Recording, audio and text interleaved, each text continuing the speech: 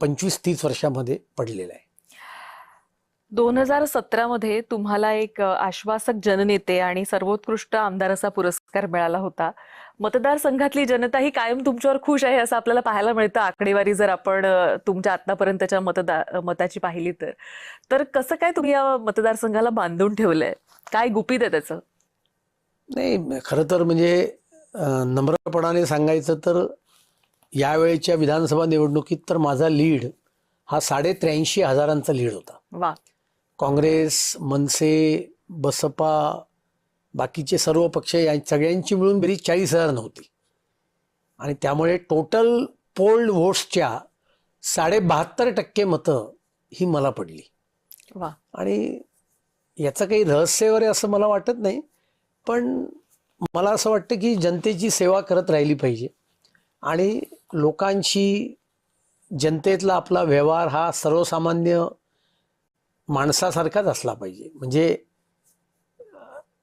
आपण आमदार झालो आहोत हे जर का डोक्यात यायला लागलं तर मग मात्र आपली डिग्रेडेशन चालू झाले असं ओळखावं. आणि त्याच्यामुळे मी स्वतःला कॉमन मॅनच समजतो आणि त्यामुळे आजही मी विदाऊट सिक्युरिटी, विदाऊट PA, कुठलाही तामझाम न करता हिंडत असतो. माझा मोबाईल आत्ताही माझ्याकडेच आहे आणि माझा एकच नंबर आहे, तो व्हॉट्सॲपचा नंबर आहे.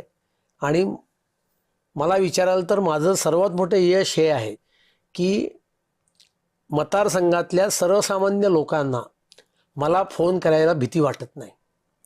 ते दणादण फोन करतात. कुठलाही त्यांच्या याच्यातला प्रश्न असेल, सोसायटीचा असेल, व्यक्तिगत असेल, ते मला सरळ फोन करतात. मी फोन उचलतो, नाही उचलला तर मी रिटर्न कॉल करतो. आणि मला वाटतं लोकांना हे भावतं आणि लोकांचे प्रश्न सोडवण्याची तळमळ, आपलं लोकप्रतिनिधी पद हे जनतेच्या सेवेकरता आहे, या भावनेने जर का आपण काम केलं आणि तर मला वाटतं की प्रश्न हे सहजतेने सुटू शकतात.